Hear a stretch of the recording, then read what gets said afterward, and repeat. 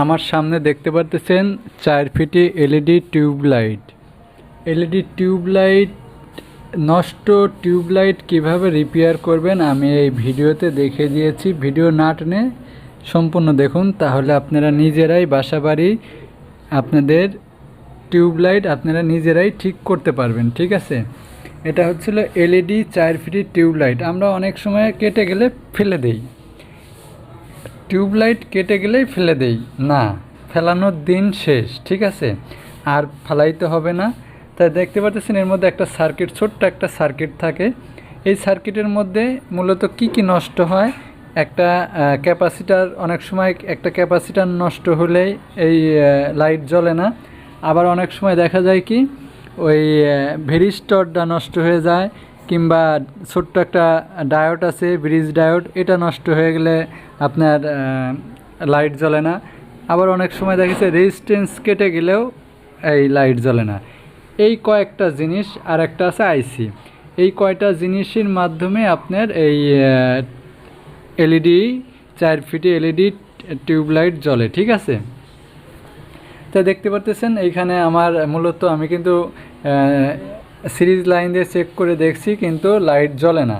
তাই এখানে আমি আনুমানিক ধারণা করছি এখানে ক্যাপাসিটারটা নষ্ট হয়ে গেছে। ঠিক আছে, এই ক্যাপাসিটার নষ্ট হলে এই সমস্যাটা হয়ে থাকে বেশিরভাগ ক্যাপাসিটারই নষ্ট হয়। এই ক্যাপাসিটার হলো 10 ইউএফ 100 ভোল্ট। ঠিক আছে, 10 ইউএফ 100 ভোল্ট একটা ক্যাপাসিটার লাগিয়ে দেবেন, মাত্র 2 থেকে 3 টাকা দাম। ঠিক আছে, এই ক্যাপাসিটার লাগিয়ে দিয়ে আপনার কিন্তু 400 থেকে 450 টাকার টিউবলাইট আপনার ঠিক হয়ে যাচ্ছে।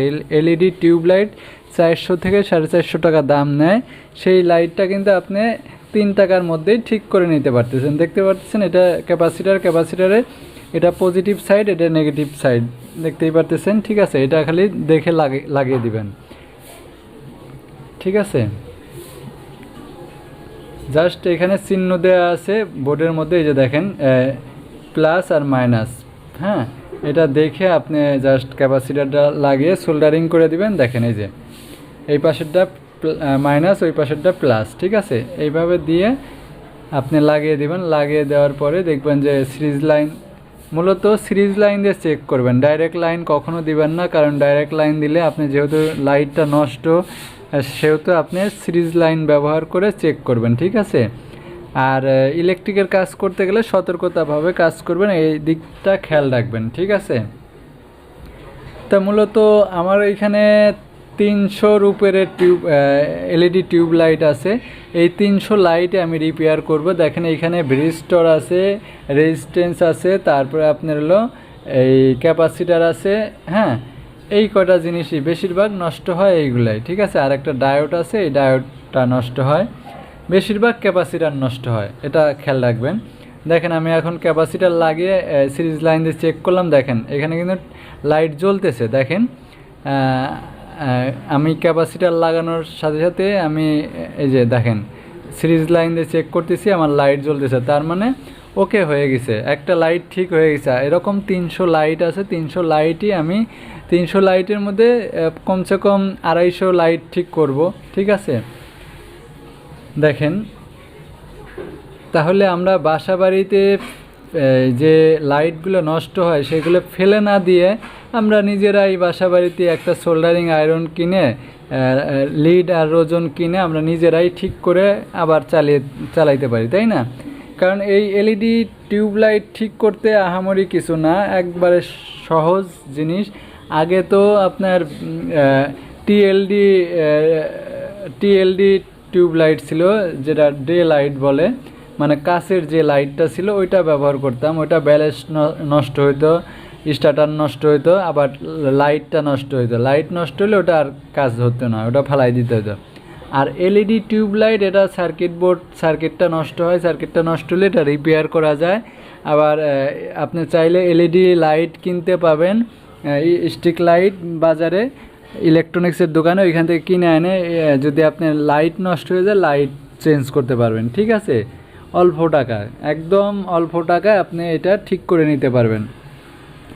বেশিরভাগ ক্ষেত্রে আমরা কি করি, টিউবলাইট কিংবা লাইট কেটে গেলে আমরা ফেলে দিই। ফেলে না দিয়ে আমরা নিজেরাই যদি একটু চেষ্টা করি তাহলে কিন্তু আমাদের 400 টাকা বেঁচে যায়। 400 450 টাকা বেঁচে যায়। কিন্তু আমরা খালি অপচয় করি, অপচয়কারীকে আল্লাহ তাআলাও পছন্দ করেন না, ঠিক আছে। তো দেখেন এই যে আমি আরেকটা লাইট কিন্তু কথা বলতে বলতে আরেকটা লাইট ঠিক করে ফেলেছি, এটাও ক্যাপাসিটার গেছিলো। আর এই যে ক্যামেরার মধ্যে লাইট যখন ধরা হয় তখন কাঁপাকাঁপি করে, এটা কিন্তু কাঁপাকাঁপি করতেছে না, জাস্ট আলো দেখলে ক্যামেরা কাঁপাকাঁপি করে, এটা তো আপনারা জানেনই, ঠিক আছে। আমি তাহলে আপনার সাথে কথা বলতে বলতে কিন্তু দুইটা লাইট অলরেডি ঠিক করে ফেলেছি। এখানে একজন লাইট খুলতেছে আর একজন সেটিং করতেছে, আর আমি জাস্ট কাজ করতেছি, ঠিক করতেছি লাইট, ঠিক আছে। আমি এখানে বসে লাইট ঠিক করতেছি, এটা হলো গার্মেন্টস ফ্যাক্টরির লাইট, ঠিক আছে। এই একজন খুলতেছে লাইটগুলো আর একজন সেট করতেছে আর আমি ঠিক করে দিচ্ছি, ঠিক আছে। জাস্ট অনেকগুলো লাইট তো এখানে, এই জন্য 3জন লোক আমরা বসে কাজ করতেছি, দেখতেই পারতেছেন।